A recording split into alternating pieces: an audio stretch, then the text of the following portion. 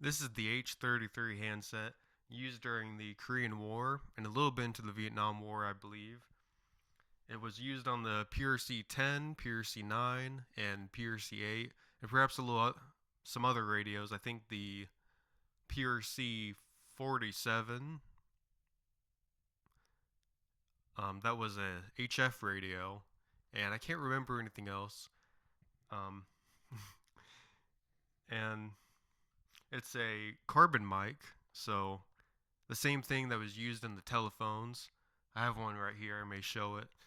Um, just like the telephones, it screws right off. I'll show that shortly. The uh, the microphone and the headphone just screw right off for easy replacement. Unlike the some of the Vietnam mics, can't remember the names of them. Um, so yeah, it doesn't sound too good. It's very crusty. In fact, I think a little bit more crusty than a telephone, but that may be because of this little contraption I made here. It I whipped this up in a day. It's it use it uses the original connector from the radio, and so I can connect any H-33 type mic into it, or a CW key.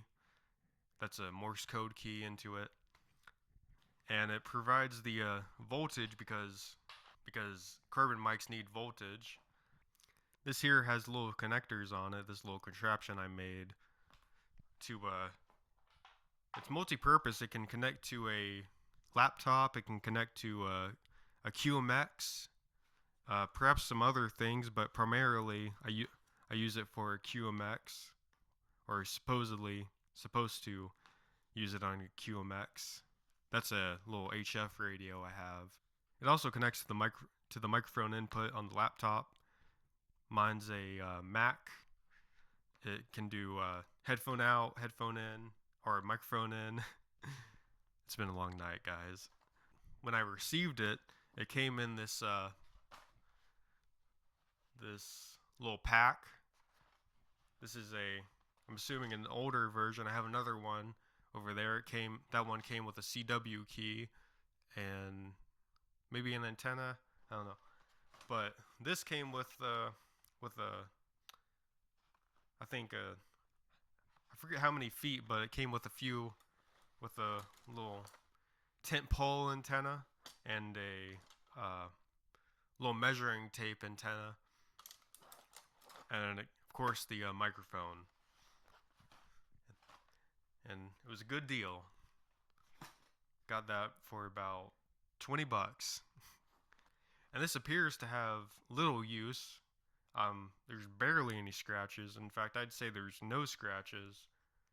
No no signs of use at all. Same with the antennas. I may show those off in another video. I have the connectors for them. But yeah, if you want me to share the schematic to this little circuit I made, I'd be happy to. And anyway, let's hear how it sounds. Okay, so I got some examples. This is the Mars manual. I believe I have to talk quiet because this circuit may not be the best representation of what it sounded like. Uh, or maybe it is, I don't know. I try to get all the voltage correct, like exactly correct to what this would have been using. So, I sometimes it sounds a little better than it does than other times. I'm not sure exactly what's wrong with it. Um, but yeah, this is the Mars manual.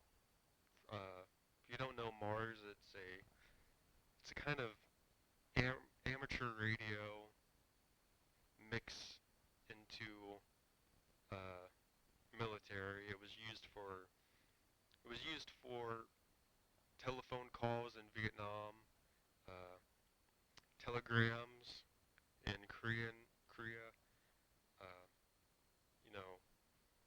basically a network. It's basically a network across all of wherever America goes, basically. And apparently, in this 1950 manual, it was exclusive to military. Uh, You had to be you had to be in the military, and you had to have an amateur license. Now, in Vietnam era, I believe you did not. They changed it to where you just have to be in holding an amateur license. So this is a little more restrictive. And again, this is from 1950. Able for Easy Peter. This is able for oboe dog item. Over. Blah blah blah. A4EEP answers the initial call and indicates that he has no traffic for A4ODI by transmitting able for oboe dog item. This is able for Easy Peter. Over. A4ODI. A4ODI having nothing for A4EEP transmits able for easy Peter. This is able for oboe dog item out. But yeah, hope to make some more videos soon. Hope for better quality. And yeah, goodbye.